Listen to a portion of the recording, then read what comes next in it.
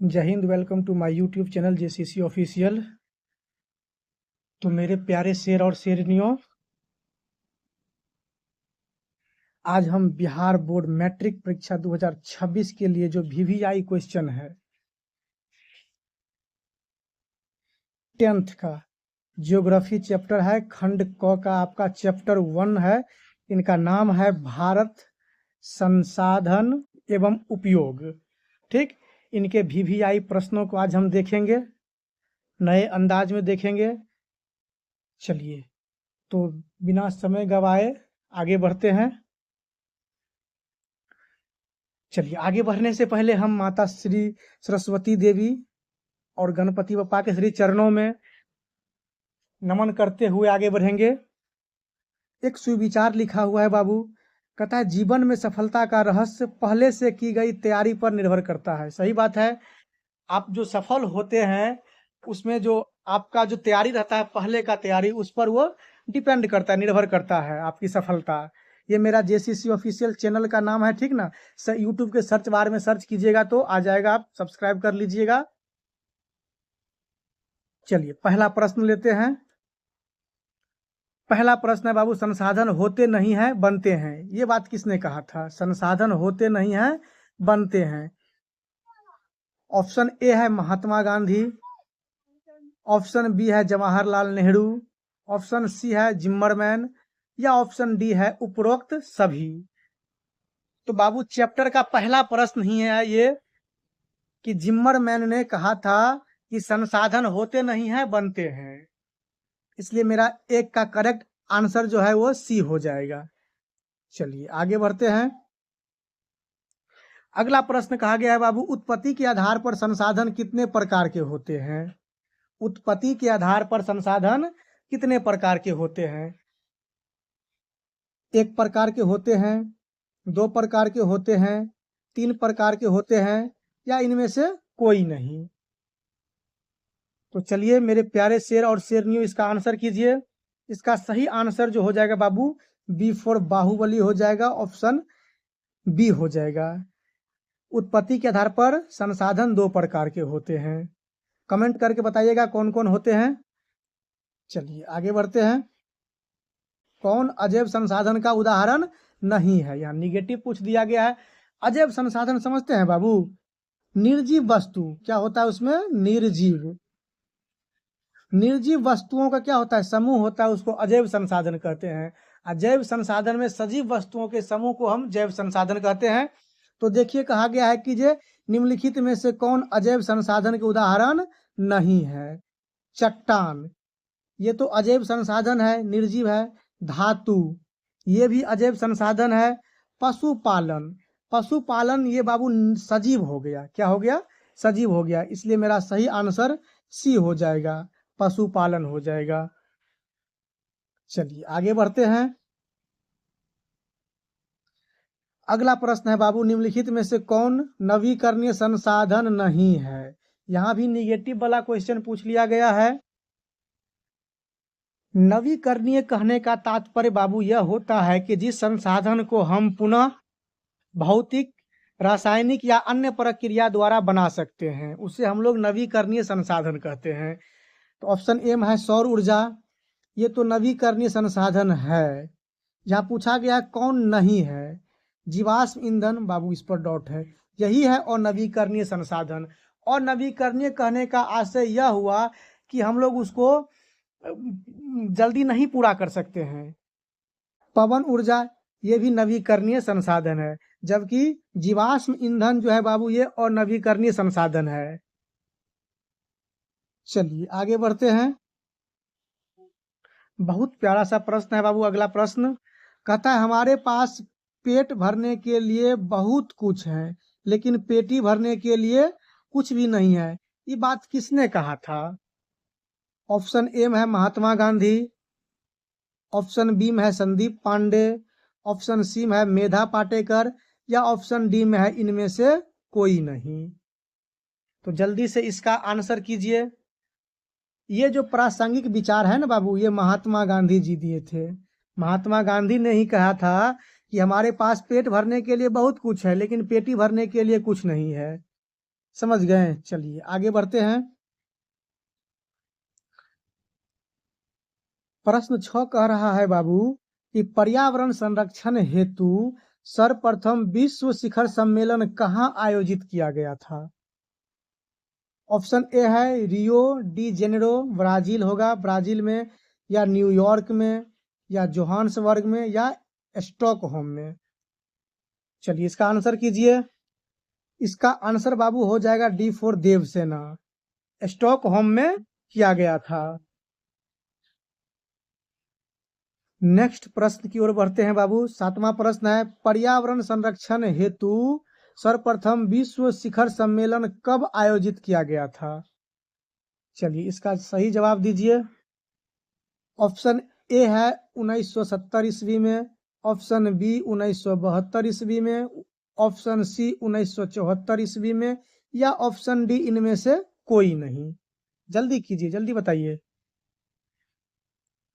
तो इसका सही आंसर जो हो जाएगा बाबू मेरा बी फोर बाहुबली हो जाएगा। 1972 ईस्वी में विश्व शिखर सम्मेलन आयोजित किया गया था पर्यावरण के संरक्षण के लिए।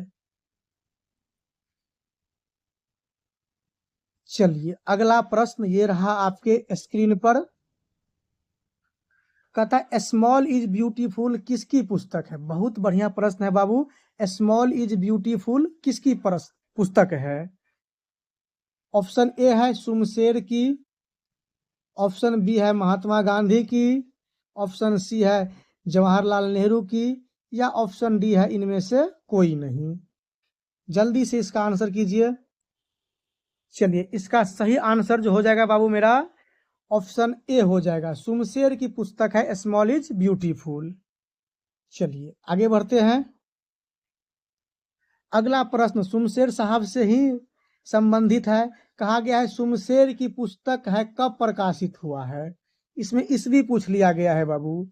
ऑप्शन ए है 1970, ऑप्शन बी है 1971, ऑप्शन सी है 1973, या ऑप्शन डी है 1974। जल्दी से इसका आंसर कीजिए। तो इसका सही आंसर जो बाबू हो जाएगा ऑप्शन डी हो जाएगा। ऑप्शन क्या हो जाएगा? डी हो जाएगा। 1974 ईस्वी में सुमशेर की पुस्तक स्मॉल इज ब्यूटीफुल प्रकाशित हुई थी। अगले प्रश्न की ओर बढ़ते हैं। अगला प्रश्न है बाबू प्रथम पृथ्वी सम्मेलन कब आयोजित की गई थी? ऑप्शन ए है 1990, ऑप्शन बी 1992, ऑप्शन सी 1993, या ऑप्शन डी 1995। जल्दी से इसका आंसर कीजिए। तो इसका सही आंसर हो जाएगा बाबू बी हो जाएगा। 1992 में किया गया था प्रथम पृथ्वी सम्मेलन। चलिए आगे बढ़ते हैं। अगला प्रश्न है प्रथम पृथ्वी सम्मेलन कहाँ आयोजित किया गया था? बाबू देखिए यहाँ जगह का नाम पूछ लिया गया। इससे पहले वाले क्वेश्चन में क्या था? ईस्वी पूछ लिया गया था कब आयोजित किया गया था। अभी जगह का नाम पूछ लिया गया था कि कहाँ किया गया था प्रथम पृथ्वी सम्मेलन। ऑप्शन ए है न्यूयॉर्क में, ऑप्शन बी है जोहान्सबर्ग में, ऑप्शन सी है रियो डी जेनेरो ब्राजील में, या ऑप्शन डी है उपरोक्त सभी। चलिए इसका आंसर कीजिए। इसका सही आंसर बाबू ऑप्शन सी हो जाएगा। रियो डी जेनेरो ब्राजील में किया गया था। चलिए अगले प्रश्न की ओर बढ़ते हम लोग। बहुत बढ़िया प्यारा सा प्रश्न है बाबू। कहता है प्रति वर्ष विश्व पर्यावरण दिवस कब मनाया जाता है? चलिए फोटो के माध्यम से हम समझ सकते हैं बाबू। देख लीजिए हम लोग संकल्प लें कि इस वायुमंडल का वातावरण बनाने के लिए अधिक से अधिक संख्या में वृक्ष लगाएं। ठीक, तो इसका सही आंसर जो हो जाएगा बाबू वो हो जाएगा 5 जून को प्रत्येक वर्ष मनाया जाता है। चलिए आगे बढ़ते हैं। अगला प्रश्न बहुत बढ़िया प्रश्न है बाबू। कहता है नर्मदा बचाओ अभियान निम्नलिखित में से किससे संबंधित है? ऑप्शन ए है महात्मा गांधी से, ऑप्शन बी है जवाहरलाल नेहरू से, ऑप्शन सी है सुंदरलाल बहुगुणा से, या ऑप्शन डी है मेघा पाटेकर से। तो फोटो से स्पष्ट हो रहा है बाबू, देख यहाँ चित्र के माध्यम से समझाया गया है आप लोगों को। यही महिला है बाबू, मेधा पाटेकर जी हैं। इन्होंने ही नर्मदा बचाओ आंदोलन का अभियान शुरू किए थे। तो ऑप्शन डी हो जाएगा, मेधा पाटेकर। चलिए आगे बढ़ते हैं। अगला प्रश्न है, तृतीय पृथ्वी सम्मेलन कब आयोजित हुआ था बाबू? जल्दी बताइए, तृतीय पृथ्वी सम्मेलन कब आयोजित हुआ था? आपके सामने ऑप्शन ए है 2002, 2004, 2005 या 2011। जल्दी से इसका आंसर कीजिए। तो इसका आंसर जो हो जाएगा बाबू, ये 2002 ईस्वी हो जाएगा। चलिए आगे बढ़ते हैं, अगला प्रश्न लेते हैं। कहता निम्नलिखित में से कोयला किस प्रकार का संसाधन है? जल्दी बताइए, कोयला किस प्रकार का संसाधन है? ऑप्शन ए है जैव संसाधन, ऑप्शन बी है नवीकरणीय संसाधन, ऑप्शन सी है अनवीकरणीय संसाधन, ऑप्शन डी है उपरोक्त सभी। जल्दी कीजिए। चलिए इसका सही आंसर होगा ऑप्शन सी, कोयला क्या है? अनवीकरणीय संसाधन है। क्यों है? क्योंकि इसके पुनः पूर्ति में लाखों करोड़ों वर्ष लग जाते हैं, लाखों करोड़ों वर्ष लग जाते हैं, इसलिए ये अनवीकरणीय संसाधन है। आगे बढ़ते हैं, अगला प्रश्न कहता है सौर ऊर्जा निम्नलिखित में से कौन सा संसाधन है? सौर ऊर्जा निम्नलिखित में से कौन सा संसाधन है? क्या वह मानवकृत है, पुनः प्रति योग्य है, अजैव संसाधन है या अचक्रीय संसाधन है? तो बाबू ये क्या है? सौर ऊर्जा पुनः प्रति योग्य संसाधन है। क्या है? इसको हम पुनः पूर्ति कर सकते हैं। चलिए आगे बढ़ते हैं,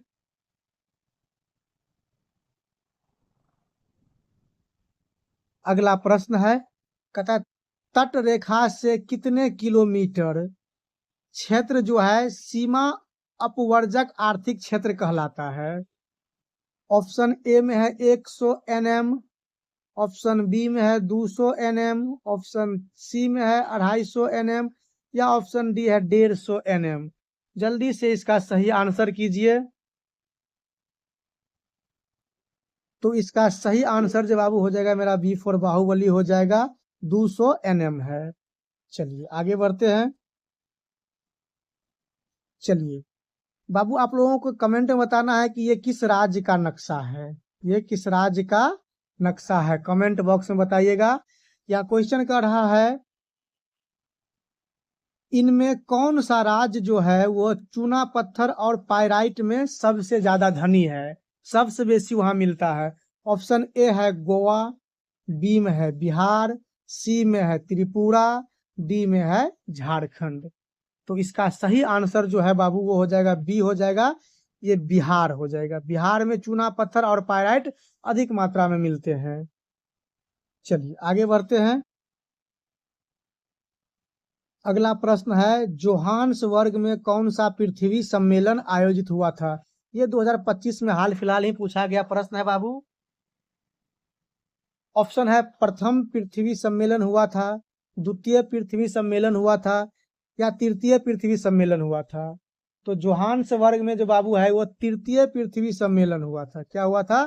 तृतीय पृथ्वी सम्मेलन हुआ था। चलिए आइए अगला प्रश्न की ओर बढ़ते हैं बाबू। कहता है सौर ऊर्जा निम्नलिखित में से कौन सा संसाधन है? सौर ऊर्जा निम्नलिखित में से कौन सा संसाधन है? इससे पहले भी ये क्वेश्चन पूछा गया था, उसमें ऑप्शन अलग ऑप्शन दिया गया था, ठीक।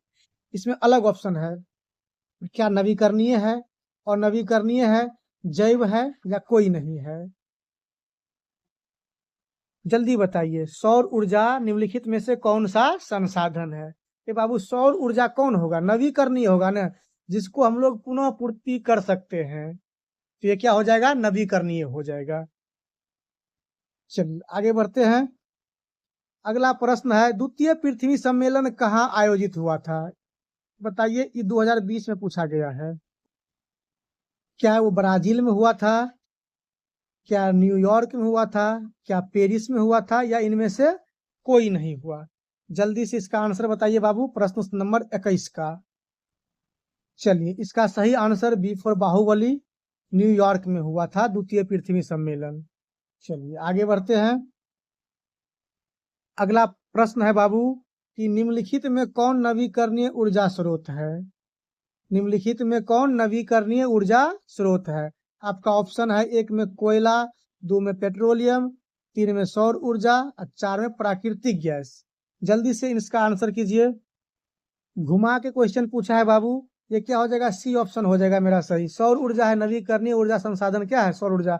ये कोयला, पेट्रोलियम और प्राकृतिक गैस क्या है, अनवीकरणीय है, अनवीकरणीय है। चलिए आगे बढ़ते हैं। अगला प्रश्न कहता है निम्नलिखित में से कौन अजैविक संसाधन है। अजैव बोले या अजैविक बोले एक ही बात है। अजैविक संसाधन का संबंध निर्जीव वस्तुओं के समूह से होता है, निर्जीव जिसमें जान नहीं होता है। तो इसका आंसर कीजिए बाबू। ऑप्शन ए में है मानव, ये तो सजीव हो गया, जैव संसाधन हो गया। नदी, ये निर्जीव संसाधन है बाबू, ये क्या है, निर्जीव है, अजैव संसाधन है। पक्षी में भी जान होता है, पेड़ पौधा में भी जान होता है। चलिए मेरा करेक्ट आंसर जो है वो बी हो जाएगा, नदी जो है अजैविक संसाधन है। चलिए आगे बढ़ते हैं। अगला प्रश्न है बाबू, डाकुओं की अर्थव्यवस्था का संबंध किससे है। ऑप्शन ए है संसाधनों के अनियोजित विदोहन से, ऑप्शन बी है संसाधन संग्रहण से, ऑप्शन सी है संसाधन के नियोजित दोहन से, या ऑप्शन डी है इनमें से कोई नहीं। चलिए जल्दी से इसका आंसर कीजिए प्रश्न संख्या 24 को।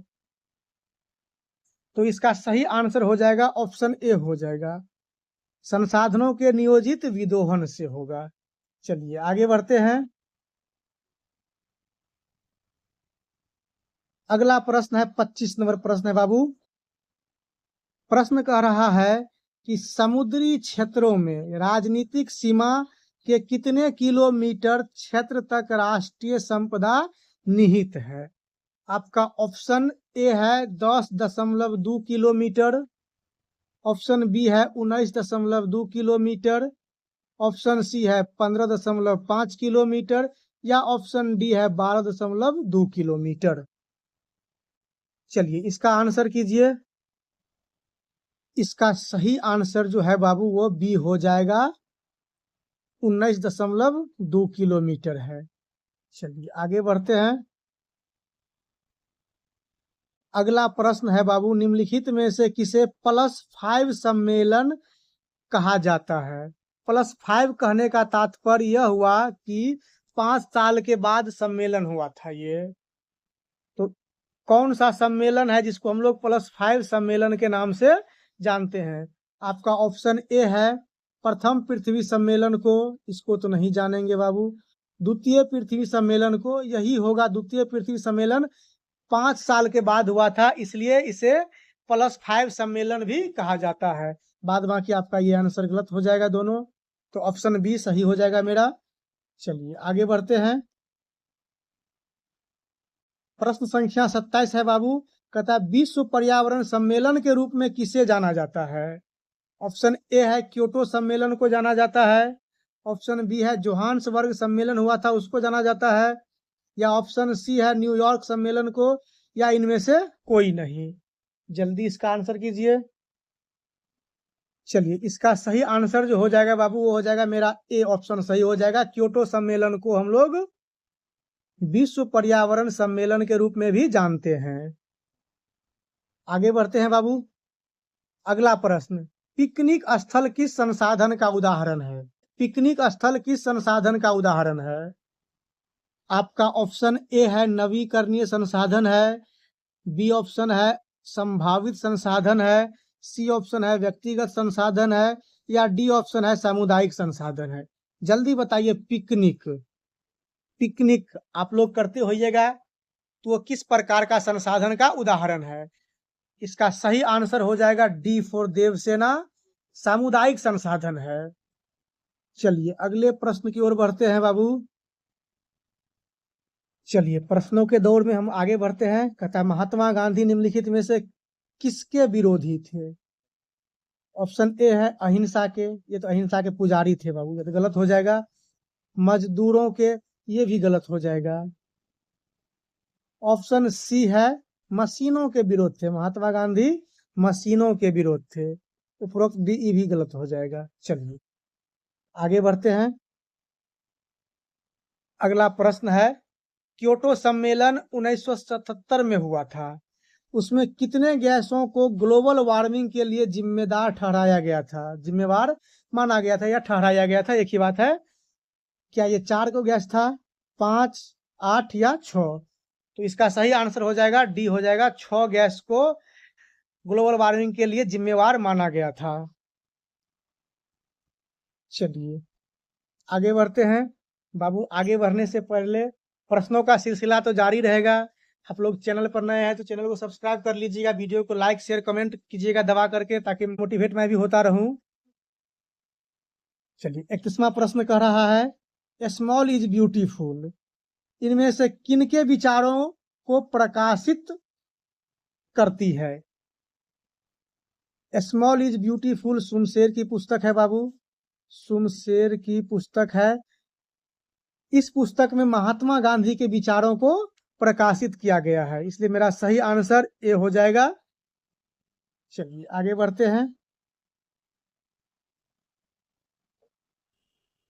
चलिए अगला प्रश्न है, लिमिटस टू ग्रोथ नामक पुस्तक किस वर्ष प्रकाशित हुई थी?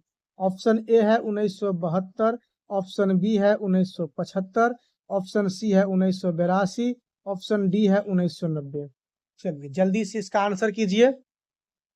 चलिए इसका सही आंसर जो हो जाएगा बाबू मेरा ऑप्शन ए हो जाएगा, 1972 ईस्वी में लिमिटस टू ग्रोथ नामक पुस्तक प्रकाशित हुई थी। चलिए आगे बढ़ते हैं। अगला प्रश्न लेते हैं बाबू, कहता है 1992 ईस्वी में रियो डी जेनेरो में कौन सा सम्मेलन हुआ था? बहुत बढ़िया प्रश्न है। ऑप्शन ए है आपका महाद्वीपीय सम्मेलन हुआ था, ऑप्शन बी है जलवायु सम्मेलन हुआ था, ऑप्शन सी है पृथ्वी सम्मेलन हुआ था, या ऑप्शन डी जनसंख्या सम्मेलन हुआ था। जल्दी से बताइए बाबू, कौन सा सम्मेलन हुआ था 1992 ईस्वी में रियो डी जेनेरो में, ब्राजील में? तो वहां कौन सा सम्मेलन हुआ था बाबू? पृथ्वी सम्मेलन हुआ था। कौन सा हुआ था? पृथ्वी सम्मेलन हुआ था। अगले प्रश्न की ओर बढ़ते हैं। अगला प्रश्न है बाबू, संसाधन के रूप में किसी पदार्थ का अस्तित्व किस पर निर्भर करता है? आपका ऑप्शन ए है मूल्यांकन पर, मात्रा पर, उपयोगिता पर, या मूल्य पर। जल्दी से इसका आंसर कीजिए। तो इसका सही आंसर हो जाएगा ऑप्शन सी, उपयोगिता पर। चलिए आगे बढ़ते हैं। अगला प्रश्न कहता है, निम्नलिखित में से किस प्राकृतिक संसाधन का भंडार सीमित है? ऑप्शन ए में है समुद्री ऊर्जा का, ऑप्शन बी में है पवन ऊर्जा का, ऑप्शन सी में है सौर ऊर्जा का, या ऑप्शन डी है कोयला का। जल्दी बताइए। चलिए तो सही आंसर इसका दीजिए। देखो बाबू, ये तीनों जो है ये क्या है, इसका भंडार अनलिमिटेड है। सौर ऊर्जा हो गई, इसको हम प्राप्त कर सकते हैं, पवन ऊर्जा को प्राप्त कर सकते हैं, समुद्री ऊर्जा भी बहुत सारा है, लेकिन कोयला जो है, ये कोयला का संसाधन क्या है बाबू, सीमित है, इसलिए मेरा डी आंसर हो जाएगा। चलिए आगे बढ़ते हैं। अगला प्रश्न बहुत बढ़िया प्रश्न है, 36वां प्रश्न है बाबू। कहता है, एजेंडा 21 किससे संबंधित है? ऑप्शन ए है प्रथम पृथ्वी सम्मेलन से, बी है क्योटो सम्मेलन से, सी है द्वितीय पृथ्वी सम्मेलन से, डी है इनमें से कोई नहीं। सही आंसर कीजिए बाबू इसका, एजेंडा 21। तो इसका सही आंसर जो हो जाएगा वो हो जाएगा प्रथम पृथ्वी सम्मेलन से। ऑप्शन ए सही हो जाएगा, प्रथम पृथ्वी सम्मेलन से संबंधित है। अगला प्रश्न 37 नंबर प्रश्न कह रहा है बाबू, गुजरात के जो भुज शहर है वह संबंधित है, किससे संबंधित है? क्या भूतापीय ऊर्जा से संबंधित है, सौर ऊर्जा से संबंधित है, या दोनों से संबंधित है, या इनमें से किसी भी से नहीं संबंधित है?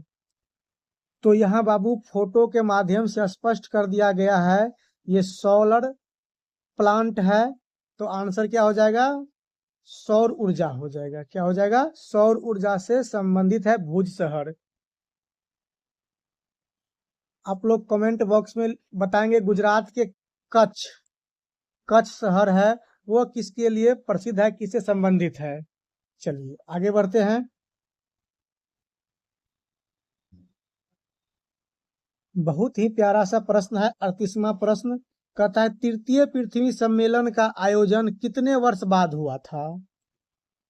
तृतीय पृथ्वी सम्मेलन कितने वर्षों के बाद हुआ था। आपका ऑप्शन ए है 10 वर्ष बाद, ऑप्शन बी है 15 वर्ष बाद, ऑप्शन सी है 5 वर्ष बाद, या इनमें से कोई नहीं।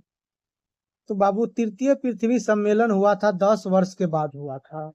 मेरा करेक्ट आंसर ऑप्शन ए हो जाएगा, 10 वर्ष के बाद हुआ था। चलिए अगले प्रश्न की ओर बढ़ते हैं। 39वां प्रश्न है बाबू, कह रहा है क्योटो सम्मेलन में कितने देशों ने भाग लिया था। बहुत बढ़िया प्रश्न है, क्योटो सम्मेलन में कितने देशों ने भाग लिया था। इसका ऑप्शन ए है 155 देशों ने, ऑप्शन बी है 157 देशों ने, ऑप्शन सी है 159 देशों ने, या इनमें से कोई नहीं। जल्दी से इसका आंसर कीजिए। तो बाबू क्योटो सम्मेलन में 159 देश भाग लिया था। कितना लिया था? 159 कंट्री ने भाग लिया था क्योटो सम्मेलन में। ऑप्शन सी मेरा सही हो जाएगा आंसर। चलिए आगे बढ़ते हैं। इस चैप्टर का लास्ट प्रश्न है बाबू। ये चैप्टर बहुत छोटा था, फिर भी हमने 40 ऑब्जेक्टिव VVI लगाए हैं। इससे ज्यादा नहीं पूछा जाएगा आपको इस चैप्टर से। 40वां प्रश्न कह रहा है बाबू, अरुणाचल प्रदेश जो है उसमें कौन सा संसाधन प्रचुर मात्रा में उपलब्ध है। अरुणाचल प्रदेश में कौन सा संसाधन प्रचुर मात्रा में उपलब्ध है। आपका ऑप्शन ए है जल संसाधन, बी है खनिज संसाधन, सी में है दोनों, और डी में है इनमें से कोई नहीं। चलिए इसका जल्दी आंसर कीजिए। तो बाबू इसका सही आंसर जो हो जाएगा मेरा ऑप्शन ए हो जाएगा, जल संसाधन के लिए यहाँ प्रचुर मात्रा में उपलब्ध है जल संसाधन। इस प्रकार से आपका भूगोल की इकाई क भारत संसाधन एवं उपयोग चैप्टर समाप्त होता है। जय हिंद। मिलेंगे फिर नेक्स्ट वीडियो में।